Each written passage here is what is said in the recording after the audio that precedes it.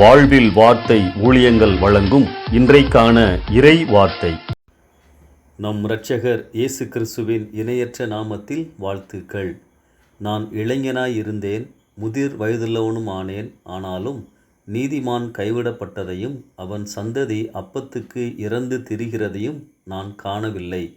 37ஆம் சங்கீதம் 25வது வசனம். தாவீது தன்னுடைய வயோதிப நாட்களிலே தன்னுடைய அனுபவத்தை இந்த சங்கீதத்திலே எழுதியிருப்பதை நாம் பார்க்க முடியும். தன்னுடைய முதிர் வயதிலே தான் கடந்து வந்த பாதைகளை பின்னோக்கி பார்த்து கடவுள் தன்னை எவ்வளவு உண்மையாய் கவனித்து கொண்டார் என தாவீது இங்கே கூறுகிறார்.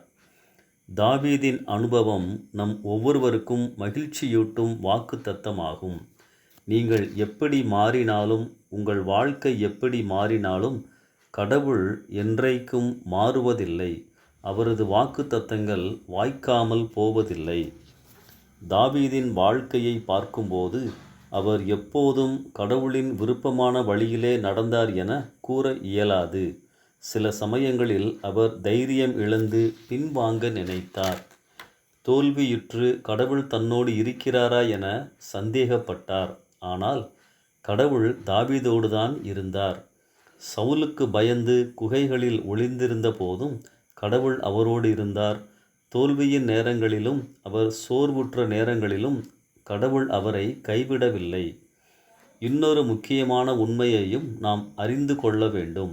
தாவீது கொலை, வஞ்சகம், விபச்சாரம் இந்த பாவங்களை பத்சேபாள் தன் வாழ்வில் குறுக்கிட்ட போது செய்திருந்தார்.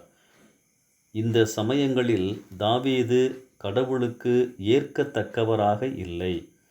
தன் பாவத்தை தாவீது ஆண்டவரிடம் அறிக்கையிடாத போதே கடவுள் அவரை திருத்த நினைத்தார். இது எதை காட்டுகிறது? அப்போதும் கடவுள், அதாவது பாவம் செய்திருந்தாலும் கூட ஆண்டவர் நம்மை நினைத்து கொண்டுதான் இருக்கிறார் என்பதைத்தான்.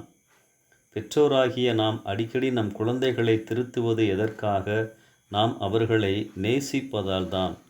ஒரு மகன், மகள் தவறு செய்யும்போது அவன் அந்த குடும்பத்தின் அங்கத்தினர் எனும் நிலையிலிருந்து தள்ளப்படுவதில்லை. மகனுக்கு ஒருவேளை பெற்றோரிடமிருந்து ஐக்கியம் அறுபடலாம், ஆனால் மகனின் உரிமைகள் ஒரு நாளும் பறிபோவதில்லை. அதே போல நாம் தவறு செய்யும்போது அன்பினால் அவர் நம்மை எச்சரிக்கிறார், கடிந்து கொள்கிறார், பாவ உணர்வை தருகிறார், தேவையெனில் தண்டிக்கிறார். இவைகளெல்லாம் எதற்கு அடையாளம்? ஆம், அவர் நம்மை நேசிக்கிறார், கைவிடவே இல்லை. ஒருவேளை நீங்கள் கீழ்ப்படியாததால், பாவம் செய்ததால் கடவுள் உங்களை கைவிட்டு விட்டதாக நினைத்து சோர்ந்து போயிருக்கலாம். ஆனால் ஆண்டவர் நம்மை கைவிடவே மாட்டார். உணர்த்தும் போது, உணர்ந்து திருந்தி வரும்போது கிருபையினால் ஏற்றுக்கொள்கின்றார். உண்மையாக மனம் திரும்பி வருவதும் முக்கியம், அவசியம். இதைத்தான் தாவீது அனுபவித்து எழுதுகின்றார். இதன் தொடர்ச்சியை நாளையும் தியானிப்போம். இந்த சிந்தனையோடு இந்த நாளை ஆரம்பிப்போம். கர்த்தர் உங்களை ஆசீர்வதிப்பாராக. ஆமென்.